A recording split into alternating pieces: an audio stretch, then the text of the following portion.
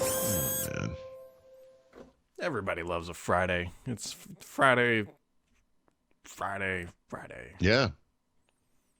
We were I hoping this never day was told on you. Tuesday, but now I it's should have Friday. told you this offline, but I'm going to see Mary Jo tonight. Are you? Yeah, we're going to New York. Wow. Yeah. I also going to see Gary Pretty. I don't know if you remember him from Manchester. What's he doing in New York? I have no idea, but that's why we're going, because he happens to be there. That makes sense. I'll find out. I think I'm going to meet his wife for the first time. Wow. Okay.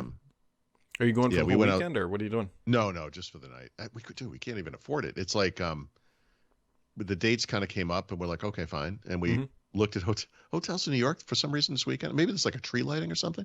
It's like $600 a night. Ooh.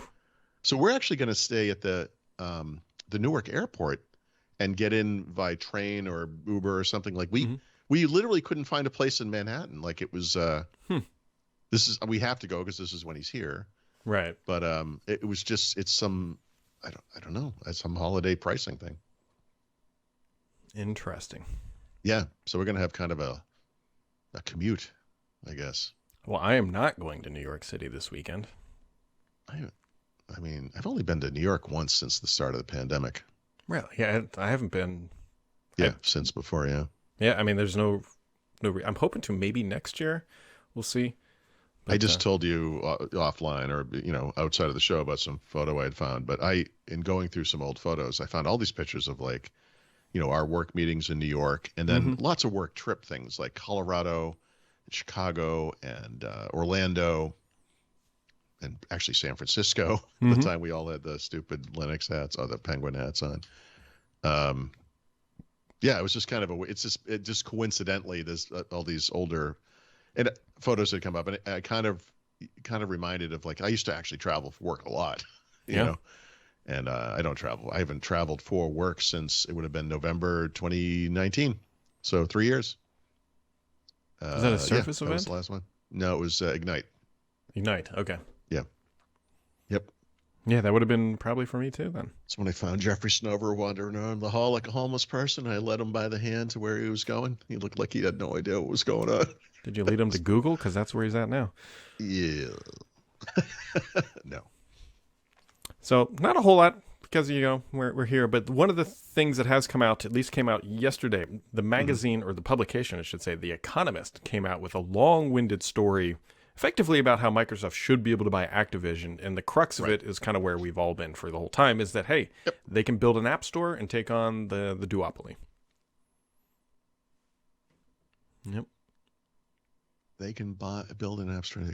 I guess so, except, you mean on mobile? Yes, on mobile. Okay, I'm sorry. I was like, how does that work?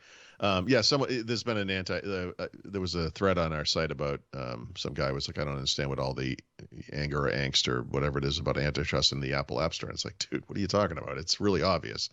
But anyway, you go back and forth, and he used Xbox as an example. He's like, well, if you're going to force Apple and Google to do this thing, you have to force Xbox. I'm like, dude, this is such a classic response. Like, no. The best-selling Xbox console of all time was the Xbox 360. They sold about 82 million units over 8 years, 10 years, whatever that was. Apple has sold that many phones in 1/4 of 1 year. Like these are very different sized markets. The point of antitrust regulation is so that a market can occur when there's no market, when there's a monopoly or a duopoly in this case, aside from the collusion factor, where they're both pricing and policing exactly the same way. There's no exchange of prices. There's no other thing competing to lower prices. And you can artificially raise prices like Apple's done with the 30% fee, which is just atrocious. And price fixing. Basically. Do we know how much money Google makes from the App Store? Do we know? Yeah, in fees. No, I don't. No. I mean, like kind of shooting from the hip here, again, tried and true tradition around here. Mm-hmm. It feels like from a business perspective, Google, it would impact them much less for Google to come out and be like, fine, App Store fees are 5%. Yeah, but so the issue is they want these fees to be as high as they can be. Look, if you actually talk to the people in charge of these companies, they would say, obviously, these fees are crazy. Like, obviously. I had read an article, I mentioned this in my own comment on that post, but I had said, there was an article I'd read where Visa and MasterCard are the two most profitable companies in the world by percentage, by margin, whatever you want to call it. And they're not the richest companies in the world, but they're the most profitable. And the reason is that they charge 3% fees on average. Apple doesn't pay Visa or MasterCard 3%. They probably pay like 1% or less because of the sheer volume of the transactions they do. But whatever. Apple charges 30% for the same thing. And people always, oh, well, they built up an infrastructure. So did Visa and MasterCard. I mean, this is the cost of doing business. A guy that used to run that part of Apple has said after he left Apple, like that thing was, the margins on that thing were like 70-80%. Like the fee structure is way too high. It's just arbitrary.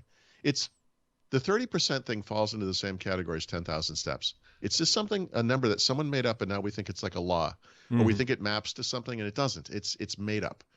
And would Apple or Google be profitable if they charge 3%? Maybe. I don't actually know that. I mean, maybe it's 5%, maybe it's 8%. I don't know. But the point is, you argue for 30% now because you know that antitrust regulation will force you to lower that fee and remove it in some cases and let people use third-party payment systems, blah, blah, blah. The reason you do that is because if there is a settlement in the future, you settle at a higher number. You don't budge from 30%. I mean, not now. 15 no, but that's the point. But they're so aggressive about it. There was a recent case where they want 30% of fees in an in-app thing that has to do with money coming out of someone's, like a Zelle type situation. And it's like, wait a minute, you're not a bank. And the thing that's occurring behind the scenes where people are transferring money between banks doesn't go through Apple's system in any way. Like it's outside of your payment system. Them wanting to charge a 30% fee on that would be like them going to say, PayPal would have to come to you and say, hey, you just transferred $1,000, but Apple, because you did it on your iPhone, Apple takes a 30% fee. So actually, you only sent them $700, or that thing cost you $1,300 or whatever, however you want to do the math. And that's literally what they're asking for right now. Like it's insane. Like it's gotten insane. They can't back down. Like they box themselves into this point where they have to do this because eventually they're going to be forced not to, but they want to get the best. The joke here is like they'll land at 10%. Just make up a number, and Apple would be like, it only cost us 3%. Hey, we still make a huge profit. Like that's what they're shooting for, right? Also, by the way, services is their second biggest business, and guess what the biggest chunk of that is? App Store fees. App Store fees. Oh, in-app payments. Yeah.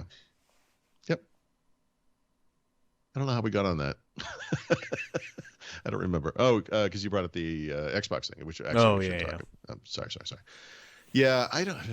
Oh boy, that Apple or Microsoft being able to compete somehow on mobile in an app store sense, that's going to require a lot of regulatory action, though, right? It doesn't matter how much they have in mobile. Like, what do they? I guess they would join hands with Epic as part of some kind of a lawsuit thing at that point.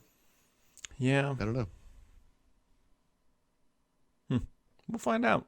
There was also a story, by the way, related to this. I didn't read it. I just saw the headline that Microsoft and Sony have had or are going to have this weekend or something like secret talks about this Activision thing, right? That they're trying to come to some agreement. I think this 10-year thing that was floated either with the UK or the EU or both, I don't remember, is the answer, right? This is that thing we've talked about that we're going to give you something to make this happen.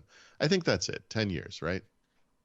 10 years will do it. Plus, by the way, maybe they just did this self-servingly, right? The same way that Apple's fighting for 30%. Sure. But they came out and said, look, this cloud thing is never going to amount to anything. Like it's this, people are like, this is the next phase. Consoles go away, and they're like, you know what? We don't really see that happening. It's going to be some 10, 20, maybe 30% of the business, whatever. And I don't know. I mean, how do we know? How do we know? But they've sort of downplayed that aspect of it, Yeah. Like, in other words, Call of Duty comes out day one on Xbox Game Pass. How does that impact Call of Duty sales, right? Or how does that impact, Call of Duty being on PlayStation? I'm not sure it does. I bet. I wonder if it has to land in PS Plus, or whatever the thing is. That's how they get them over. Maybe. Well, yeah, actually, right. I mean, why not? I mean, Sony's in the driver's seat for negotiation, right? It's the same thing as the 30% fee. Like, if they just keep complaining really loudly, eventually they'll be able to talk Microsoft down a little bit. I'm actually surprised how much attention Sony's been given in this argument. I Mm-hmm. feel like logically you look at the situation and it's like, yeah, no, I hear you, but I don't see this being an issue. Other than saying, look, we can get this concession out of Microsoft. We'll never take this series off of, or any series, whatever it is, off of PlayStation. Why would they? Yeah. Why would we buy something and then take away hundreds of millions of dollars of revenues, maybe billions a year, just to spite you? Mm-hmm. Like, well, that doesn't make any sense. That's not a business. That's how people act. They do stupid stuff and harm themselves because they want to hurt someone else too. This is a business. This is not. It's not a personal relationship, right? I mean, this is money. They have to public companies. They have shareholders. They have to show profits and growth, right? I'm not an economist. I'm just saying. I mean, just logically, right? I mean, they're not trying to make less money. That's right. Right. Look, we bought this thing so we can kill it. Like when was it InBev, the alcohol giant from Europe, bought Budweiser? I imagine jokingly this press conference where the guy comes up and says, "We just finished the acquisition of Budweiser and we're shutting it down because it's gross and we're going to sell good beer." Like you don't do that, even though I'm sure the guys in Europe are like, "Ooh," like what is? We bought it because it's popular. We don't intend to not sell it. This is a profit center for us, right? Maybe.